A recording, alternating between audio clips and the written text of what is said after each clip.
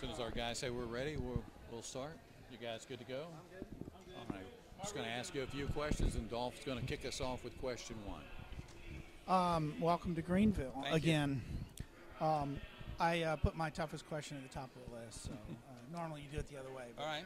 A federal appeals court on Thursday ruled that it was unlawful for the NSA to collect Americans' telephone records in bulk as part of a program designed to prevent future terrorist attacks. Two of your rivals for the nomination, Rand Paul and Ted Cruz, have attacked the program as an unconstitutional infringement on citizens' rights, but you defend it. Why? Well, first of all, that's one appeals court. There's numbers of other cases out there. They're all going to wind up in the Supreme Court, and their argument is that the Patriot Act did not authorize it. Bottom line is the world has never been more dangerous than it is today. Even as I'm sitting here with you now, there are terrorists actively plotting to attack the United States, both here, in Europe, in the Middle East, everywhere in the world. We need to have every tool at our disposal to be able to track that. There is not one single instance in which this program has been improperly used or violated. Not even the opponents of the program say that there is. If someone gets caught misusing this program, they should be fired, prosecuted, and jailed. But we need all of these tools because if, God forbid, there's an attack in the homeland that kills Americans, the first question everyone's going to have is, why didn't we know about it and why didn't we stop it?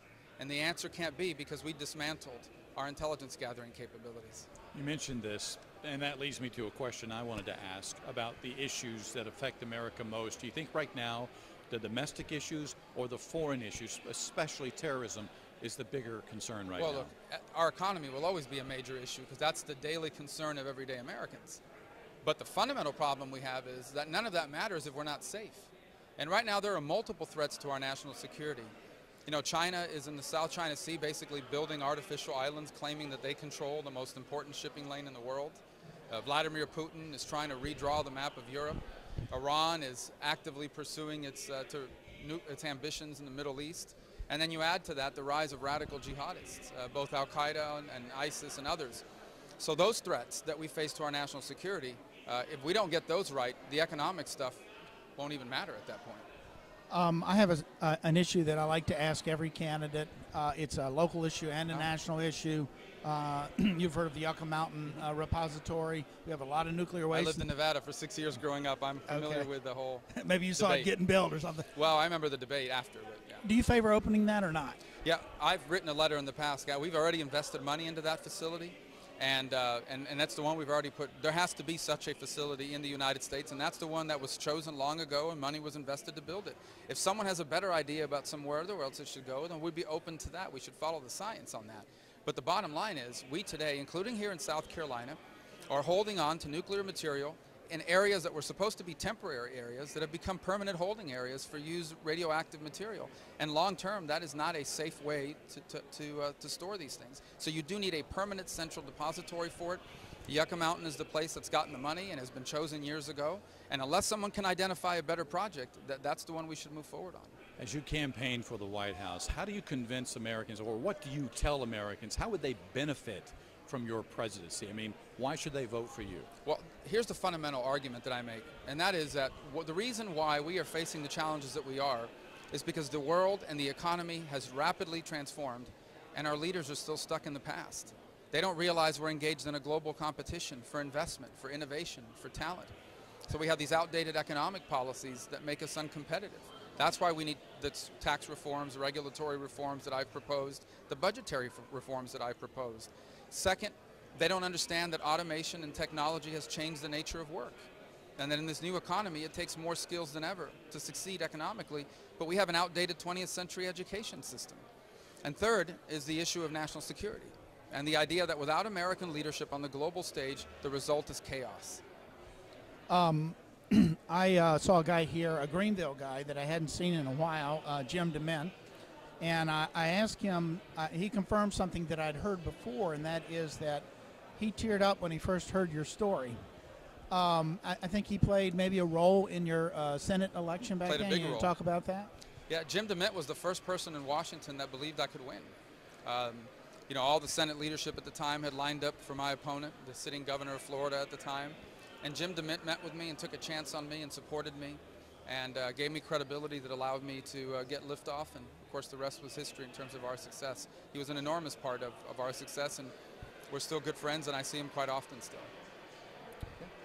One more, if I could. I wanted to ask every candidate also what their message is for South Carolina. It's kind of opening for you to speak. I think that we should be able to communicate what your pitch for the South Carolina. Well, you know, South Carolina is at the forefront of two of the major issues our country confronts. The first on national security. It's home for every branch of the armed services has a presence here. It's a state that well understands the importance of a strong national defense and a strong foreign policy that's not just pro-American, but pro-peace, pro-prosperity for the world. And that American leadership is indispensable. And the other is the global economy. And South Carolina is a massive exporter of products, not tires, automobiles. It understands. It's a state that truly understands why adjusting our economy to 21st century realities is so critical for prosperity. It's a state that's training people to work as welders, machinists, and other great jobs. It's a state that understands that when there are millions of people around the world that can afford to buy the products we make, Americans are better off, and South Carolina is at the forefront of that as well. I got one more if you're staying. Yeah. Hispanic voters, as you know as well as anybody, has been some acrimony in the Republican Party over immigration, and it is claimed that that is alienating Hispanic voters. And it seems to me Hillary Clinton kind of said the other day that if you guys don't want the votes, I'll take them. How does the Republican Party pick up Hispanic votes, and are there issues besides immigration that you can use to do that? First of all, I don't believe the Hispanic voter in America is a pro-illegal immigration voter. I believe Hispanics are pro-immigration like most Americans are. We understand that we have to have a legal immigration system that works better. We understand that we have an illegal immigration problem that needs to be confronted. And the majority of Americans, including Americans of Hispanic descent, understand that we're going to have to address at some point, after we've done border security and other issues, the plight of 12 million people that are in this country illegally but have not otherwise violated our laws.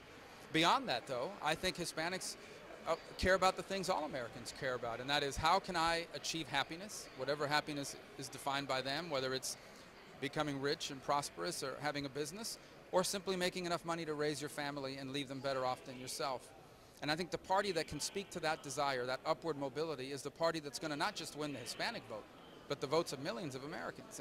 And so certainly I think immigration is a big part of it, but it is not the only part of it. I mean, at the end of the day, no community in this country wants to leave their children better off than themselves more than the Hispanic community. Our job is to convince them that free enterprise and limited government is the best way to do it. We have evidence in history on our side that it is. Great. Thank you, guys.